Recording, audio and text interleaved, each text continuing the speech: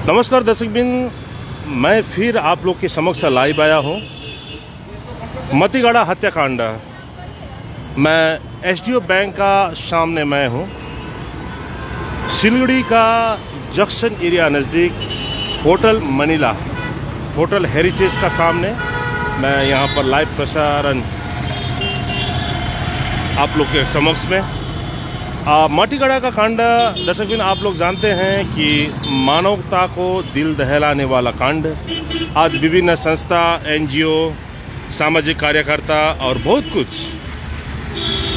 Even media भी ये कांड के विरुद्ध में लगे हुए हैं और इसको ज़ोर शोर से आवाज़ उठाना, विभिन्न नेताओं का विजिट, इवन राज्यपाल, गवर्नर भी, पश्चिम बंगाल का गवर्नर भी यहाँ पर आए हुए हैं। कलकत्ता में एमपी, एमएलए, ये सब विरुद्ध, क्योंकि ये घटना जो हुआ ये मानवता को शर्मसार करने वाला घटना है। तो आज ख़ास तौर से यहाँ पर international human rights and anti crime organisation की ओर से यहाँ पे ज्ञापन दिया गया है। चलिए बात करते हैं रमेश सर जी। सर, आपको प्रैक्टिकल खबर में स्वागत है। धन्यवाद। आप international human rights and anti crime organiser का चीफ है। आज का प्रोग्राम का चलते और मतीगढ़ा हत्याकांड के बारे में क्या बोलना चाहते हैं? ये आज के जो डेपुटेशन है, हम लोगों ने ये डेपुटेशन का मूल मकसद जो है, अभी एक हाल फिलहाल में जो मतीगढ़ा के एक छात्रा को नृशंस रूप से जो हत्या हुई थी, उस विषय को केंद्र करके ही, साथ ही पूरा देश में महिलाओं के ऊपर में जिस प्रकार से अत्याचार हो रहे हैं और रेप जैसे जघन्य अपराध घट रहे हैं, इसको लेकर के एक हम लोगों ने ज्ञापन भारत के महामहिम राष्ट्रपति जी को सौंपा है, माननीय एसडीओ सिलीगुड़ी के माध्यम से। साथ में एक कॉपी राष्ट्रीय मानव अधिकार को भी दिया गया है, वेस्ट बंगाल गवर्नर जी को दिया गया है और राष्ट्रीय मानवाधिकार पश्चिम बंगाल को भी दिया गया है।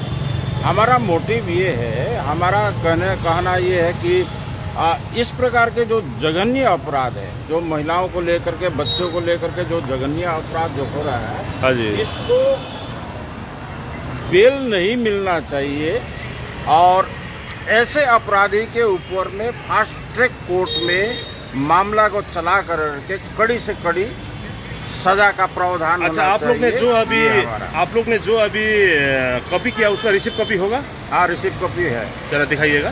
रिसिप्ट कॉपी का। अच्छा सर, आपको प्रैक्टिकल खबर में स्वागत है। धन्यवाद। नमस्ते। निकाल देगा आज नेपाली हिंदी नेपाली। अच्छा सर, तपाईँलाई प्र्याक्टिकल खबरमा स्वागत छ है। आजको जुन तपाईँलाई ज्ञापन दिनुभयो त्यो बारेमा दुई शब्द के भन्नु चाहनुहुन्छ कि? सर, यो हामी अस्ति गत 21 तारिक अगस्तमा जुन चाहिँ तपाईँको हाम्रो यहाँ सिलीगुडी नेपाली माध्यमकी एकजना छात्राको जघन्य हत्या भएको थियो मतीगढ़ामा, त्यसको घोर भर्त्सना जनाउँदै हामी आज सिलीगुडी महकुमा शासकको कार्यालयको अगाडि हामी आएका छौँ। र यो हामी हाम्रो देशका, भारतवर्षका राष्ट्रपति मुहिमलाई हामी एउटा पत्रचार गर्न लागि, त्यसपछि साथसाथै हामीले राष्ट्रिय मानव अधिकार आयोगलाई पनि हामी पत्रचार गर्दैछौँ र साथै हामीले राष्ट्रिय मानव अधिकार हाम्रो पश्चिम बङ्गालमा पनि हामी पत्रचार गर्दैछौँ र हाम्रो जुन चाहिँ राज्यपाल हुनुहुन्छ पश्चिम बङ्गाल राज्यपाल, उहाँलाई पनि हामी पत्रचारहरू गर्दैछौँ र केही उहाँलाई यो हत्याको पछाडि केही हाम्रो टेवाल पुर्याउन सक्छौँ र हामीबाट केही सहयोग हुनसक्छ भनेर हामीले यो कार्य गरिरहेछौँ। र हामी यस नानीको, यस मृतक नानीको परिवारको पछाडि हामी सधैँ जबसम्म न्याय पाउँदैन, जबसम्म अपराधीले जबसम्म न्याय पाउँदैन, हामी त्यो फाँसीको न्यायको हामी पनि अपिल गर्दछौँ। जबसम्म न्याय पाउँदैन तबसम्म हामी परिवार पक्षमा हामी सधैँ हामी साथ छौँ उहाँहरूसँग र उहाँहरू एक्लै पनि हुनुहुन्न सिलीगुडीमा भन्ने हामी यो आश्वासन दिन चाहन्छौँ। र हाम्रो अर्को यो पनि डिमान्ड छ कि इस प्रकार का जो अपराध होते हैं, रेप जैसा घटना होते हैं, तो उन परिवार को मुआवजा भी मिलना चाहिए सरकार की तरफ से। ये भी हमारा डिमांड है। अच्छा, क्योंकि हम लोग चिट्ठी में ये चिट्ठी है हमारे, जो अभी हम लोग ने डेपुटेशन दिया और ये डेपुटेशन हमारा महामहिम राष्ट्रपति के लिए है। अच्छा, तो president of India. Okay okay, जी जी, अच्छा।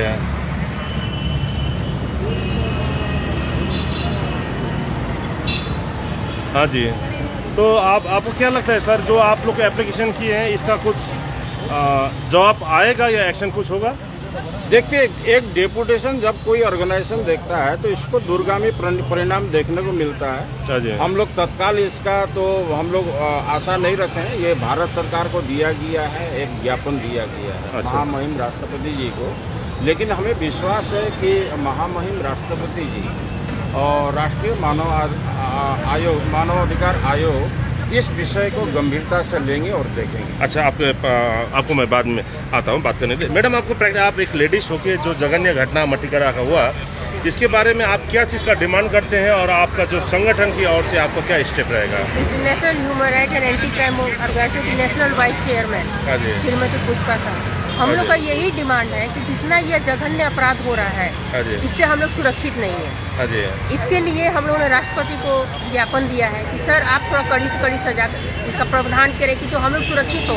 रात को हम लोग निकल नहीं पाते, इतना ऐसा डर बना हुआ है। फांसी का हम लोग चाहते हैं कि जिसने ऐसा अत्याचार किया है उसको फांसी मिलना चाहिए। यही हम लोग का डिमांड है कि उसको जितना जल्दी हो सके फास्ट ट्रैक कोर्ट में ले जाकर उसको फांसी की सजा होना चाहिए, जिसके द्वारा ये और भी कोई अपराध ना कर सके। अच्छा, आप क्या चाहती हैं? उसे फांसी की सजा। अच्छा, आप क्या चाहती हैं? आप क्या फांसी दे दीजिए। आप क्या चाहती हैं मैडम? वही फांसी दीजिए। और आप सब फांसी चाहती हैं? अच्छा, ताकि हम दोबारा ना कर सके। हाँ जी, मैं आता हूँ। अच्छा, आता हूँ मैं। आप लोग क्या चाहती हैं? हम लोग चाहते हैं फांसी चाहते हैं। फांसी। और मैडम, आप लोग क्या चाहती हैं? फांसी फांसी फांसी। और आप क्या चाहती हैं मैडम? फांसी होना चाहिए। अच्छा, बात करते हैं ददीराम सर से दो शब्द। अच्छा सर, मैं आपको एक क्वेश्चन करना चाहता हूँ। कानून अपना जगह में तो है ही, लेकिन पब्लिक फांसी फांसी बोलने से क्या कानून बदल के फांसी दे पाएगा?